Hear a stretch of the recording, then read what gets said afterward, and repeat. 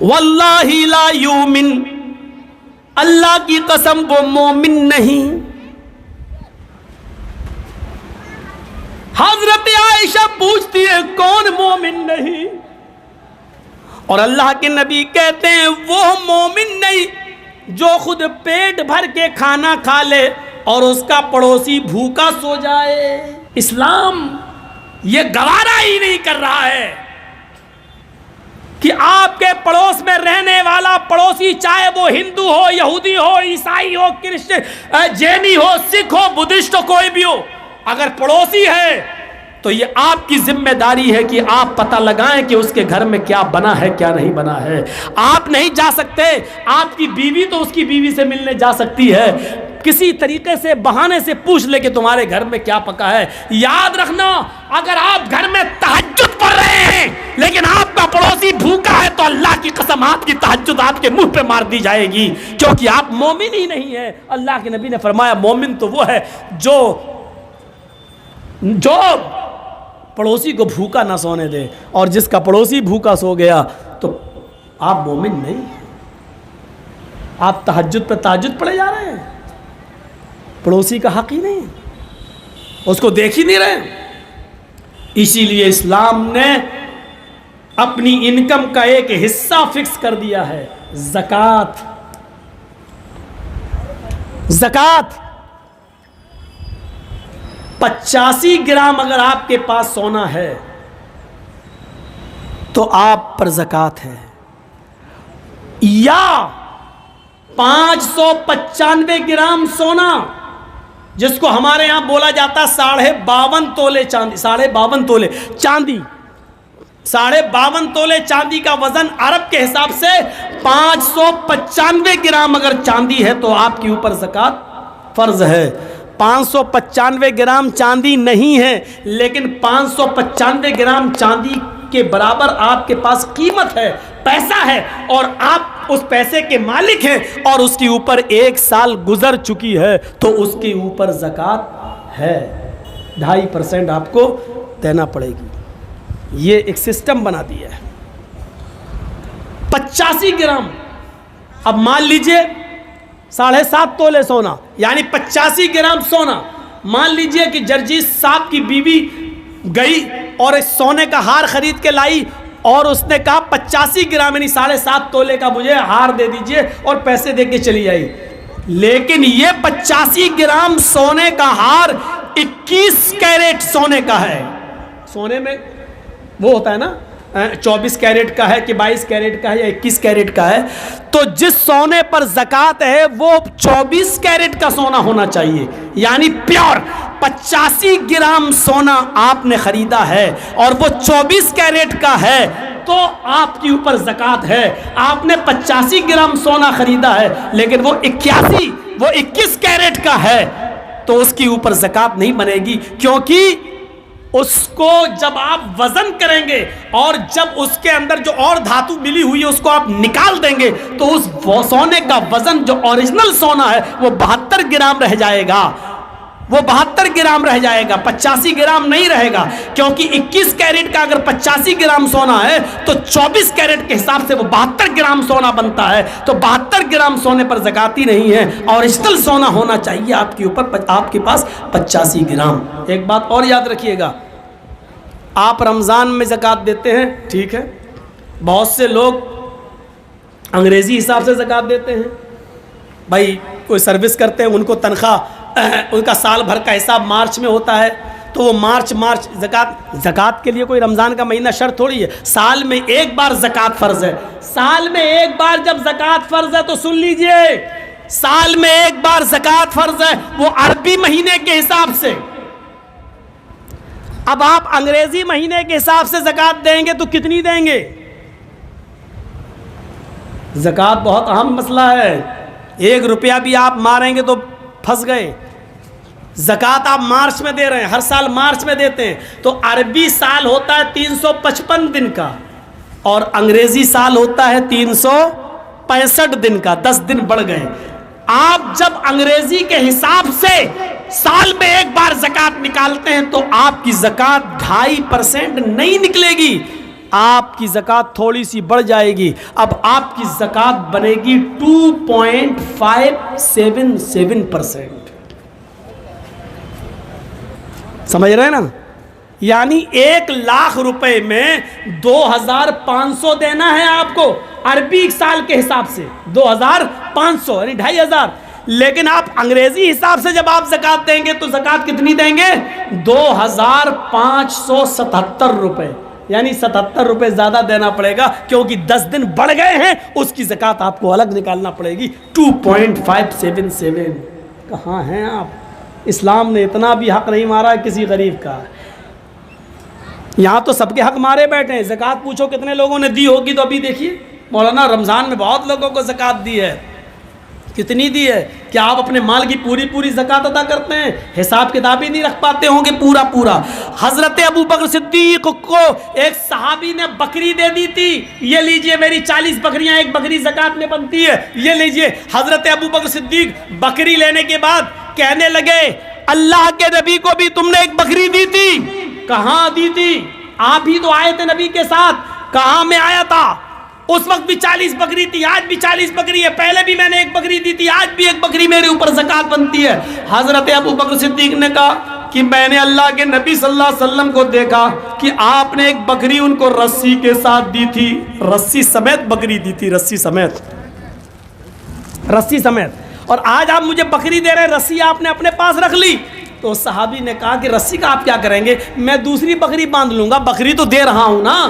تو حضرت ابو بکر صدیق نے کہا تھا اللہ کے رسول کو تم نے رسی کے ساتھ بکری دی تھی اور مجھے صرف بکری دے رہے ہو, رسی نہیں. اللہ کی قسم اگر رسی روک لو گے, بکری تو دے رہے ہو لیکن رسی اگر روک لو گے تو میں تم سے جہاد کروں گا, میں تم سے لڑوں گا, میں تم سے قتال کروں گا, میں تم سے جہاد کروں گا. غور کرو, بکری دے رہا ہے وہ صحابی, صرف رسی روک رہا ہے. تو ابو بکر صدیق کہہ رہے ہیں کہ میں تم سے جہاد کروں گا, میں قتال کروں گا. یہاں تو روپیہ مارے بیٹھے ہیں, غریبوں کا پورا حق مارے بیٹھے ہیں. لاکھوں کے مالک 1,000 کی زکوٰۃ دے دی. ہو گئی. آپ کے پاس 1,00,000 روپیہ ہے, 2,500 روپے زکوٰۃ بنتی ہے. آپ نے 2,400 روپے دے دیے. 2,400 روپے آپ نے دے دیے. 2,400 2,400 روپے آپ نے دے دیے. 100 روپے روک لیا یا نہیں دیا, آپ کی 2,400 روپے کی زکوٰۃ بیکار. آپ نے غریبوں کا حق مارا ہے. میرے بھائیوں, وہ 100 روپے بھی آپ سے لیے جائیں گے اور غریب کو دیے جائیں گے. اسلام غریب کا حق نہیں مارتا ہے. اللہ کہتا ہے میرے پاس میرا حق مار کے آؤ گے, قیامت کے دن میں اپنا حق معاف کر سکتا ہوں, لیکن کسی غریب کا حق مار کے آؤ گے تو میں معاف نہیں کروں گا. نماز میں اور روزے میں کچھ کمیاں ہو جائیں تو قیامت کے دن اللہ معاف کر سکتا ہے, لیکن کسی کا حق مارا ہوگا. ہمارے اٹاوا میں ایک آدمی وضو بنا رہا تھا, میں مسجد میں وضو بنا رہا تھا, تو ایک روزے کی حالت میں, تو ایک نوجوان تھا, کلا کرتے کے وقت وضو بنانے کے بعد ہم سے کہنے لگا مولانا ایک مسئلہ بتاؤ. میں نے کہا جی بولیے. یہ وضو کرتے ہیں جو کلا کرتے ہیں نا, کلا کیا تو یہ پانی تھوڑا سا چپک جاتا ہے زبان میں. بھائی کلا کریں گے ایسے کریں گے تو اب پانی تو زبان میں تھوڑا سا لگ ہی جائے گا نا, ایسے تو کوئی نہیں کرتا ہے. پانی کو تھوک رہا ہو تو پانی زبان میں لگ جاتا ہے. اگر وہ پانی کسی طریقے سے حلق کے اندر پہنچ جائے, پانی کا قطرہ, وضو بناتے وقت جو پانی زبان پہ رہ جاتا ہے وہ قطرہ بن کے اگر حلق کے نیچے چلا جائے تو کیا اس سے روزے پر کوئی فرق پڑے گا؟ میں نے کہا تم نے مسئلہ بہت اچھا پوچھا, میں کل جمعے کے خطبے میں اس مسئلے کو بتاؤں گا تاکہ سب کو معلوم ہو جائے. کہنے لگا ابھی مجھے بتا دیجئے. میں نے کہا یار تمہیں بتاؤں گا تو میں اکیلے معلوم ہوگا, تم نے بہت اچھا مسئلہ پوچھا, کل جمعے کا خطبہ ہے, میں شاہی جامع مسجد میں خطبہ دوں گا تو تمہیں بتا دوں گا. کہنے لگا ٹھیک ہے. اگلی صف میں بیٹھا تھا وہ آدمی. میں نے پورے دن بھر اس کا بایو ڈاٹا تلاش کیا کہ بڑا متقی آدمی ہے, بڑا پرہیزگار آدمی ہے, بڑا نیک آدمی ہے, اتنی سی بات پوچھ رہا ہے, تو اس کا بایو ڈاٹا دیکھیں کہ کون ہے کیا ہے. تو اس کا بایو ڈاٹا ملا تو بہت کچھ ملا. تو میں نے جمعے کے خطبے میں یہ بات کہی کہ آج, اس کا نام نہیں لیا, میں نے کہا لوگ آج ہم سے یہ مسئلہ پوچھتے ہیں کہ وضو بناتے وقت اگر وضو کا بچا ہوا پانی زبان پہ رہ جائے اور حلق کے ذریعے اس کا کوئی قطرہ پیٹ میں چلا جائے تو روزے پہ کوئی فرق پڑتا ہے؟ پانی کے ایک قطرے کو حلق کے ذریعے پہنچ جانے پر ان کو لگتا ہے کہ روزے پر کوئی فرق پڑتا ہے یا نہیں؟ یہ مسئلہ وہ پوچھتے ہیں جو اپنی بہنوں کا حق مارے بیٹھے ہیں، اپنی بیٹیوں کا حق مارے بیٹھے ہیں زمین و جائیداد میں، جب ان کی زندگیوں پر ماں اپنی بہن اور بیٹیوں کا حق مارنے سے ان کی زندگیوں پر کوئی فرق نہیں پڑ رہا ہے، ایسے لوگ یہ مسئلہ پوچھتے ہیں کہ پانی کا ایک قطرہ اگر حلق کے نیچے اتر جائے تو روزے پہ کوئی فرق پڑے گا یا نہیں پڑے گا؟ کیسے متقی اور پرہیزگاری دکھائی دے رہی ہے اس مسئلے کے اندر، لیکن نتیجہ کیا ہے؟ جب اندر سے ان کی زندگی دیکھی تو پتا چلا کہ باپ کے مرنے کے بعد وہ بہنوں کو، یعنی باپ کی وراثت میں سے وہ اپنی بہنوں کو حق نہیں دے رہا ہے، اور اپنی وراثت میں اپنی بیٹیوں کو حق نہیں دے رہا ہے۔ جو اپنی بیٹیوں کا اور اپنی بہنوں کا حق مارے بیٹھا ہے، وہ آدمی آج یہ سوال کرتا ہے کہ پانی کا قطرہ اگر حلق کے نیچے چلا جائے تو روزے پہ کوئی فرق تو نہیں پڑے گا؟ تصور کریں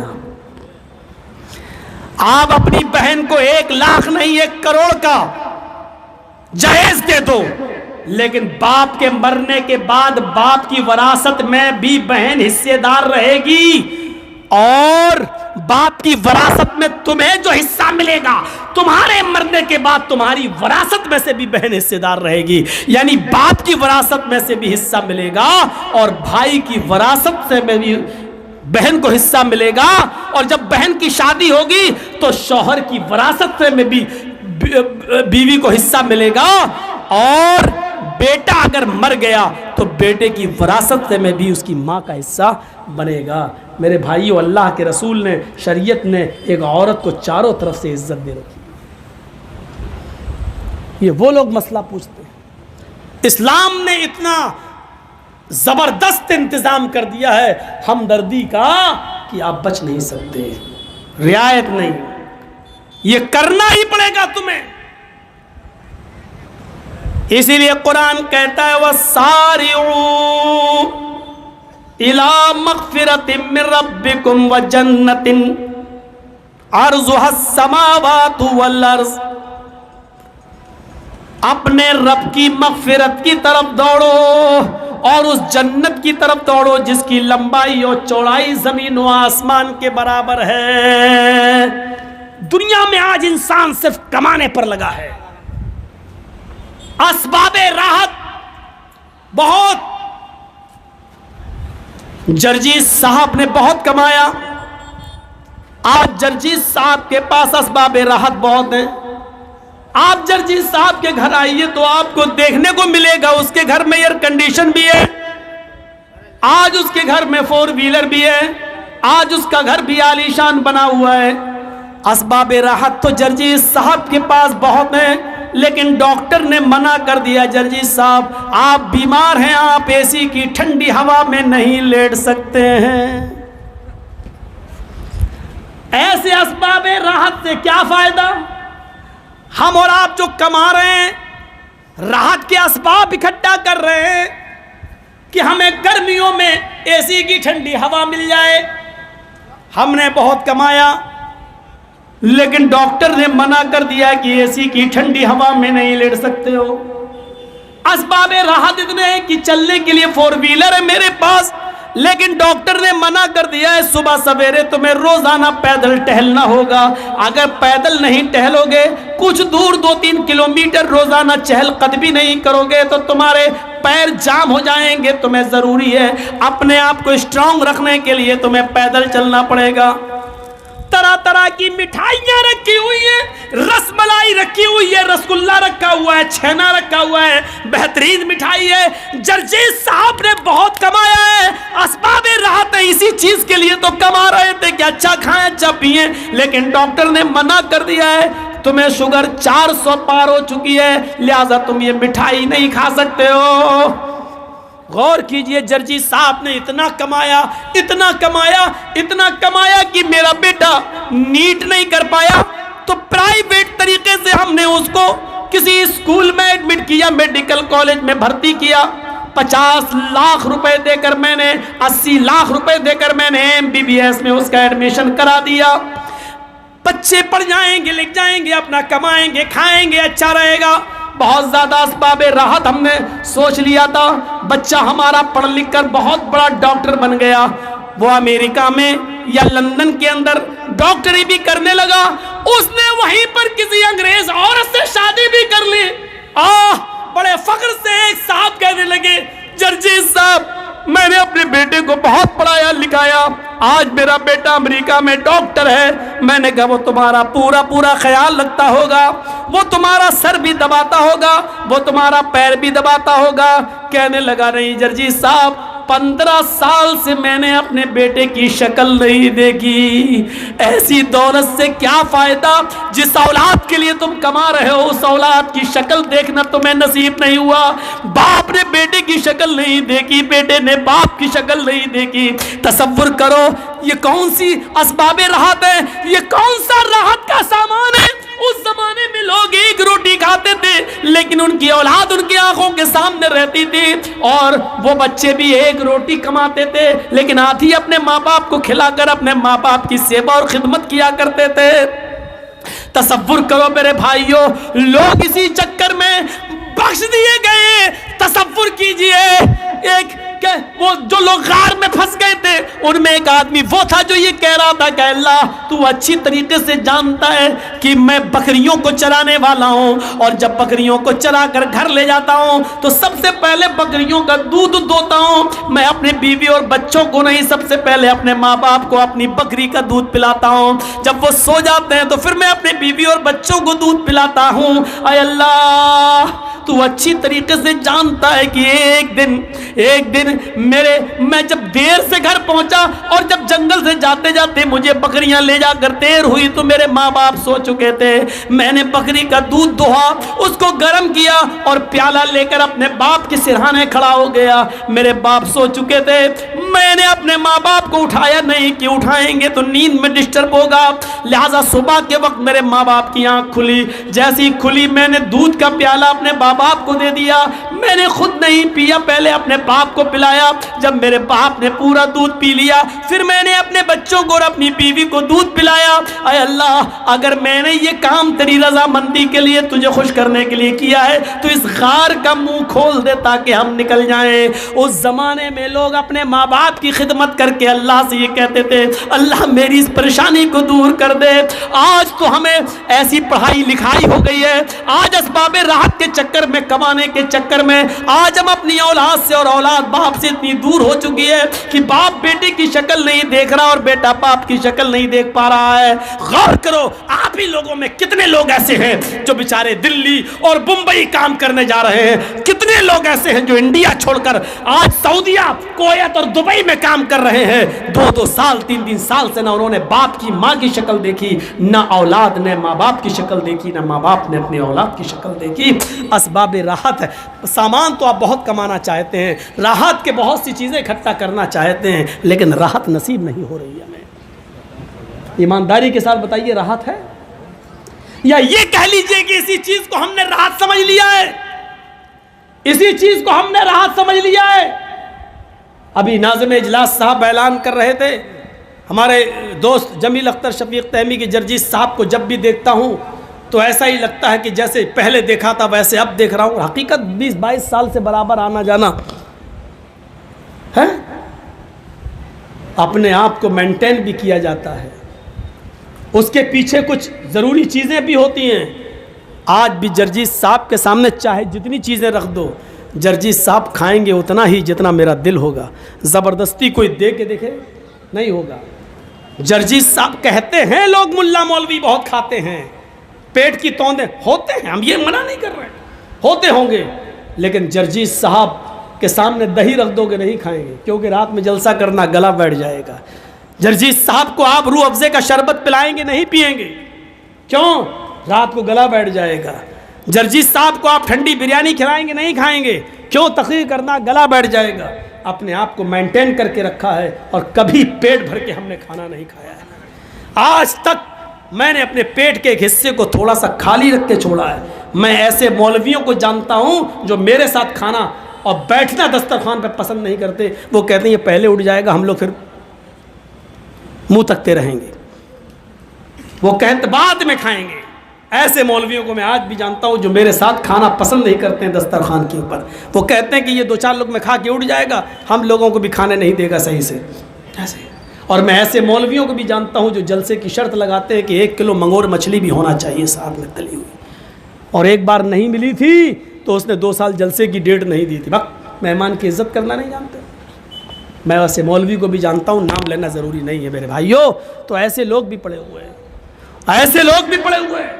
اور ہماری پرانی تقریریں اگر آپ اٹھائیں تو اس میں سن لیں گے وہ 3 پیروں کا قصہ بھی ہے.